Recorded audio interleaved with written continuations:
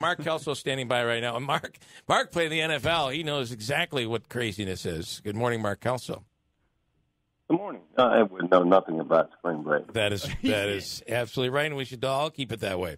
Well, listen, if you could have predicted this, do you think there's anybody out there that predicted this? What a Sunday for Buffalo. Yeah, I may want to question their honesty if they said that the Bills are going to win. Certainly not as resigningly as they did, and they played extremely well and for the most part, and Minnesota did not play well at all, and I think the mental part of the game probably handicapped Minnesota considerably because they were looking forward to this Thursday night contest that they have coming up this week, and they sat a couple starters, and things did not go well for them. There's no question about that. Bills created a lot of pressure from the defensive side of the football, turned it over 3 times, so Minnesota just could not get any rhythm offensively, and that was in large part because of the effectiveness of the Bills' defensive scheme. You talked about that defense, and it could, the fact that Minnesota has a Thursday night showdown coming up. Some people are saying it's a preview of the NFC Championship game. I'm sure that plays a part of it. But for the Bills' defense to show up the way it did after really getting pushed around the first couple of weeks, what was the change there in your mind?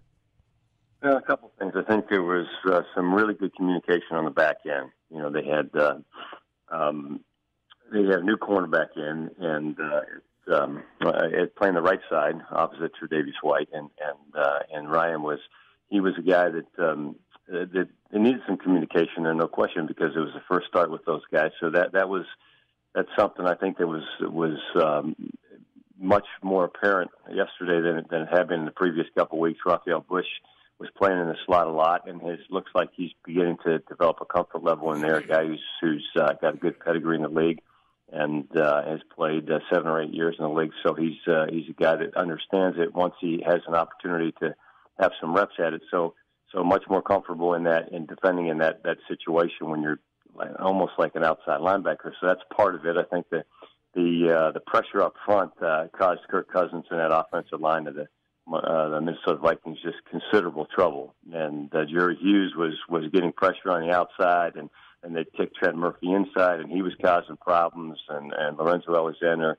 as well. So they had all 3 of them rushing, and they brought some creative pressure a couple times as well. Matt Milano was in one time as well. Then they brought him from the other side. So there was a lot of that going on.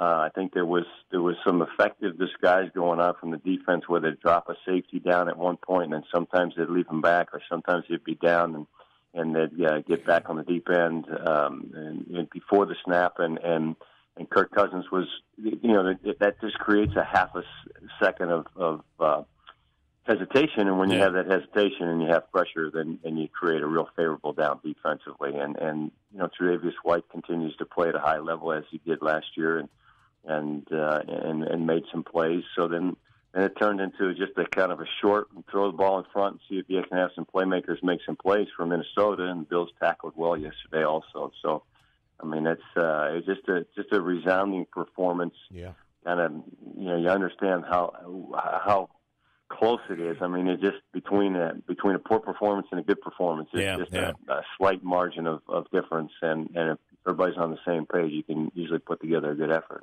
I want to ask you about the challenge that the Bills made. The fumble. Was it a pass? It clearly looked like that was a pass. They challenged it. It goes back to New York, and they come back, and the ruling on the field stands. Wasn't that a catch, or wasn't that a pass? Apparently not. It was in my mind, and I had some of my high school officiating friends chime in and say that they thought it was a forward pass. It looked to me like Josh Allen had controlled it. I think that the question is whether or not they felt like he controlled the football, because if he controlled it and he made a definitive move to push it forward, and as opposed to just push it forward before he had control of it, then it would have been considered a fumble. But it certainly appeared to pass to me. But the mesh point was bad, and that was the problem with the whole play. Marcus Murphy was there a little bit too soon, and then the ball kind of hit him in the shoulder and up in the face mask area, and then carried him to the ground. had the mesh point been better, I think he would have caught it. And I mean, he's not supposed to be there quite that quick. They haven't run that play very often, and that's the reason they do it, so that it is a forward pass, and if it goes awry, that it becomes an incompletion as opposed to a fumble and perhaps a bad play and a turnover for the offense. So it certainly looked like that to me. But again, I mean, it's a subjective call. There's no question about that. And unfortunately, we were subjected to the fumble as opposed to the and the very next play, they gave it right back with a personal foul. So didn't end up mattering after all. So okay. So for Bills fans, what is the takeaway here? Obviously, any team can beat any team on any given day, so they say, and that was kind of proven yesterday. Is there a click that just happened yesterday that's going to mean a bit of a change in the season? What's your takeaway, or is it still too early to know? Yeah, the sample size is pretty small, but I think what it demonstrated, number one, is that the Bills have the capability from a mental perspective to come back from a couple disappointing losses where they didn't play well. So they have an opportunity, I think, to get on the practice field and get their minds right and focus their attention and understand that if they play well and everybody plays well collectively, that it's going to be a good opportunity to win a football game. And if you don't play well collectively, then it's just going to spiral out of control. There was growth from Josh Allen, there's no question. I actually think one of the easiest throws he made was one of his best throws, was the touchdown to Jason Kroom, because Kroom was wide open. The way they had executed that play where he motioned across the formation, went to the flat, and then turned upfield along the sideline. And sometimes you get a little bit too excited as a young quarterback and you throw it with the strength of his arm. Sometimes you throw it on the line as opposed to just kind of floating it out there so that your tight end or receiver, whatever the case is, can run under it. And he did that. And so he showed a lot of touch in that situation, which I thought was really part of his growth process. He's got a real competitive spirit, demonstrated that yesterday, particularly with the touchdown run and a fourth down pickup. And so and there were a lot of guys that stepped up and played really well yesterday, but it just shows you the fine line, and a lot of it's mental between victory and defeat. That touchdown was and it's amazing how they can get the shot, the dive in. It was just really incredible. The hurdle. I mean, you're looking at this guy like, wow, we're beginning to realize we got a real quarterback here.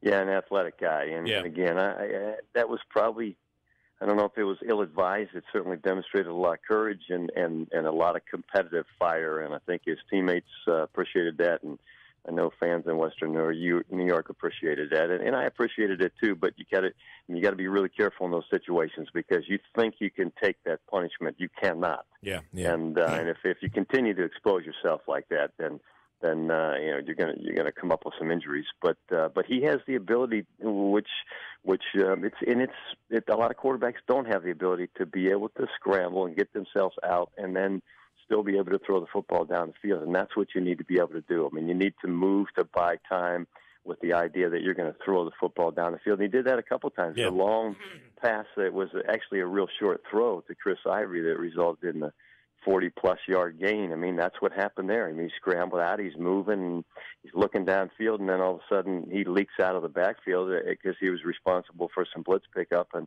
you're able to dump it to him, and he goes down the field for more than 40. So that's what you need to do as a quarterback, and having the opportunity to have that athleticism and buy some time, and then occasionally, I mean, if it's a goal line play or a really, really important third down or fourth down, I mean, you need to just kind of lay it all on the line, and I think his teammates appreciated that as well. I got to say, I've done some play-by-play myself. A blowout is not fun. But I got to tell you, yesterday's blowout was a lot more fun than what we thought was going to happen. I'm assuming we had a couple on the other end, and they're not very fun either. Yeah, so you're right. It was just. I mean, it was an entertaining game, and you thought that Minnesota. I mean, they have a healthy respect, a really healthy respect in the NFC, and a lot of people think that they're a team that's going to go deep in the playoffs and have an opportunity to get to the Super Bowl, and you're just saying, well, when are they going to wake up, and when are they going to start playing with the with the quality that we're accustomed to seeing, and certainly their fans felt that way. And they're like, "Where the heck is the team that we've been watching here for the last couple of years?" Because they did not show up today. But again, it just tells you what the mental part of the game. I mean, you don't even have a chance to engage all the great physical attributes you have if you don't have the mental part of the game right. They did not have the mental part right yesterday. Shows you how important that really is in a football game. Crazy. Great Sunday. And Tiger won and Syracuse won. What a weekend for me. This was awesome, Mark. I really enjoyed this past weekend. I didn't know you were a golf fan. I was thinking spring break, but just not well, golf. You know. He didn't do much golfing, Mark. Let's be honest. That's what it is, right? You can't do anything. At my age, spring break's gone. I have nothing left but golf. That's it. You know. All right. All right, Mark. Thanks so much. I appreciate it. Mark Kelso. We'll talk again next week. Thanks.